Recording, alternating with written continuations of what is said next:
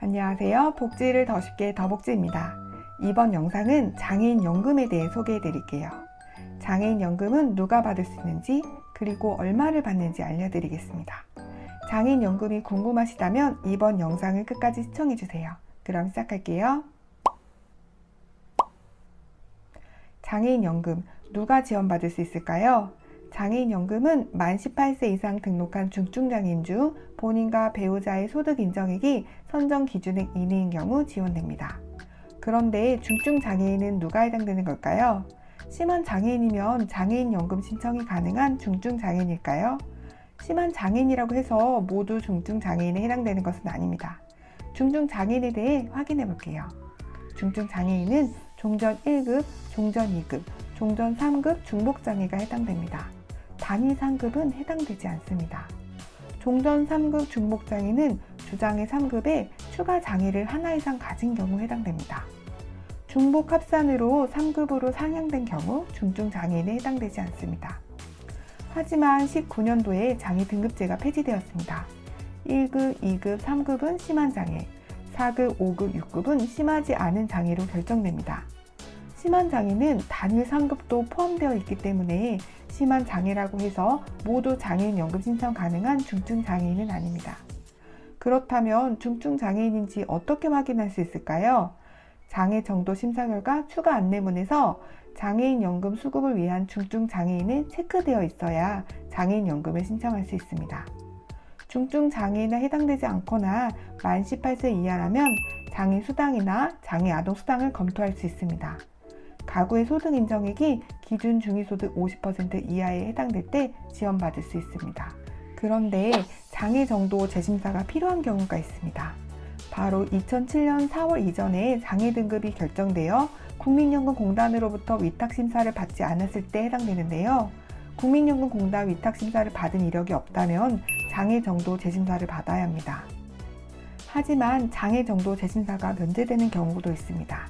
만 65세 이상이거나 종전 1급 뇌병변, 종전 1급 지체장애인, 종전 1급 지적장애인으로 장애 원인이 뇌병변인 경우 국민연금공단으로 와상으로 확인되면 장애 정도 심사가 면제됩니다. 지금까지 중증장애인에 대해 알아보았습니다. 다음으로 소득 재산 선정 기준이 되는 소득 인정액에 대해 확인해 볼게요. 그런데 소득 인정액은 뭘까요? 소득 인정액은 소득 평가액과 재산을 소득으로 환산한 금액을 더한 금액을 말합니다. 소득과 재산을 모두 반영한 계산법인데요.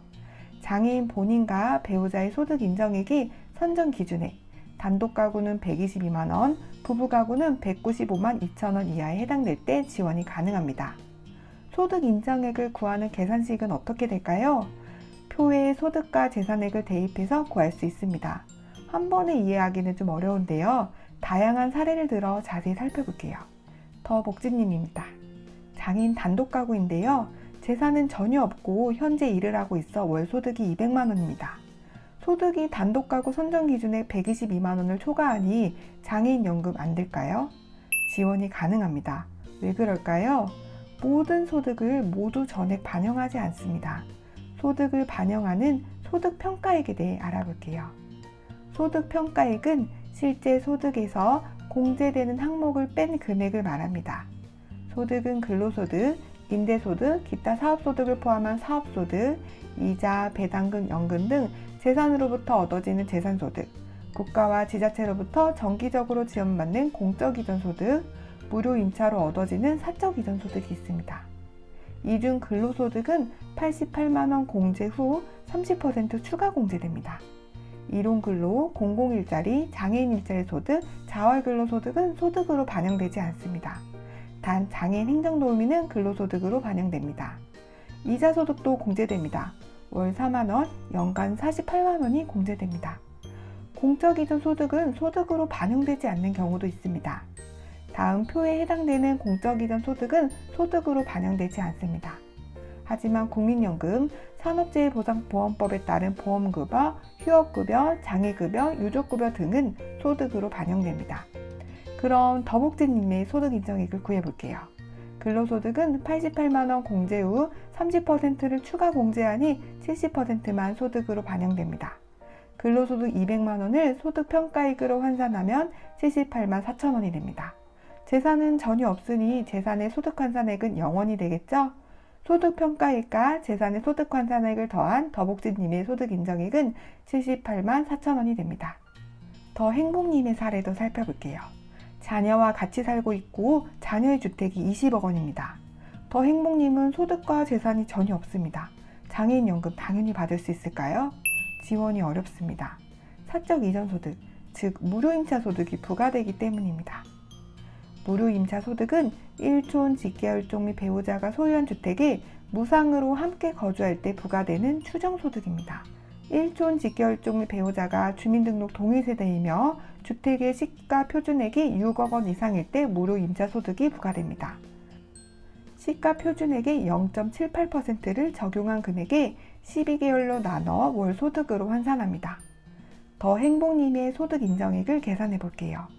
20억에 0.78%를 적용하여 12개월로 나누면 130만 원이 됩니다. 재산은 전혀 없으니 재산의 소득 환산액은 0원이 되고 더 행복님의 소득 인정액은 130만 원이 됩니다.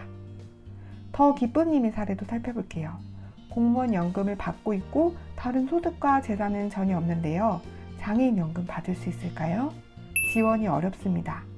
본인과 배우자가 공무원 연금, 군인 연금, 사학연금 등 직업연금을 수령하는 경우 지원 제외됩니다. 하지만 지급이 가능한 경우도 있는데요.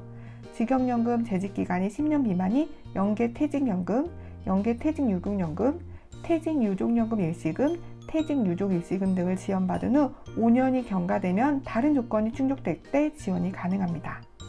더 연근님의 사례도 살펴볼게요. 대도시에 거주 중이며 4억 원 주택만 보유하고 있습니다. 장애인연금 받을 수 있을까요? 지원이 가능합니다. 재산을 소득으로 환산하는 과정에 대해 자세히 살펴볼게요. 재산에서 부채를 차감한 금액에서 4% 소득 환산율을 적용하고 12개월로 나눠 월 소득으로 환산합니다. 그런데 재산 전부 소득으로 환산할까요? 아닙니다. 공제되는 재산액이 있는데요. 바로 기본재산액입니다. 주택, 토지 등 일반 재산은 대도시 1억 3,500만 원, 중소도시 8,500만 원, 농어촌은 7,250만 원이 공제되고 금융재산은 2천만 원이 공제됩니다. 더 연근님의 소득 인정액을 계산해 볼게요. 소득은 전혀 없으니 소득평가액은 0원이고 4억 원 주택을 소득으로 환산하면 대도시 기본재산액 1억 3,500만 원을 공제하고 소득환산율 4%를 적용한 후에 12개월로 나누면 88만 3,330원이 됩니다. 따라서 더 연구님의 소득 인정액은 88만 3,330원이 됩니다. 그런데 월 100% 소득으로 환산되는 재산이 있습니다. 고급 자동차와 회원권은 100% 소득으로 환산됩니다. 가령 자동차가 1,000만 원이면 월 소득이 1,000만 원으로 간주합니다. 고급 자동차는 배기량이 3,000cc 이상이거나 차량가액 4천만 원 이상인 승용차, 승합차, 이륜차로 차량이 10년 미만인 자동차를 말합니다. 장애인이 소유한 자동차 한 대는 재산 산정에서 제외됩니다. 그렇다면 장애인연금 얼마를 받을 수 있을까요? 장애인연금은 기초급여와 부가급여를 더한 금액입니다. 기초급여부터 확인해 볼게요. 기초급여는 3가지 원칙에 의해 지급됩니다. 만 65세 도래 전달까지 지원되며 부부 동시 수령할 경우 각각 20% 감액됩니다. 그리고 소득 역전현상에 의해 감액되는데요. 소득 역전현상 감액이라는 게 어떤 걸 의미할까요? 사례를 들어 살펴볼게요. 소득 인정액이 100만 원인 가구와 125만 원인 가구가 있습니다. 남자분은 장애인연금 지급이 가능하지만 여자분은 산정 기준액을 초과하니 장애인연금 지급이 어렵습니다. 하지만 남자분의 경우 기초급여액을 더하면 장애인연금을 받지 못하는 여성분보다 소득이 더 많아지는 현상이 발생합니다. 이것을 소득 역전현상이라고 하는데요. 따라서 소득 역전 방지를 위해 기초급여액은 단계별 감액됩니다. 누가 감액될까요? 소득 인정액과 기초급여액을 합친 금액이 선정 기준액보다 많은 경우 해당됩니다. 선정 기준액과 소득 인정액의 차익에 따라 2만 원 단위로 절삭 지급하게 됩니다. 표로 확인해 볼 수 있습니다. 지금까지 기초급여에 대해 알아보았습니다. 다음으로 부가급여에 대해 확인해 볼게요. 부가급여는 65세 미만, 65세 이상 연령에 따라 보장 자격이 기초생활수급자인지 차상위인지 차상위 초과자인지에 따라 지원 금액의 차이가 있습니다. 생계의료수급자는 65세 미만은 8만원, 65세 이상은 40만 3,180원이 지원됩니다. 차상위 계층은 7만원이 지원됩니다. 수급자나 차상위에 해당되지 않는 장애인연금 대상자는 65세 미만은 2만원, 65세 이상은 4만원이 지원됩니다. 오늘 제가 준비한 영상은 여기까지입니다. 영상이 도움이 되셨다면 좋아요와 구독 버튼 눌러주세요. 다음에는 더 유익한 영상으로 찾아뵐게요. 시청해주셔서 감사합니다.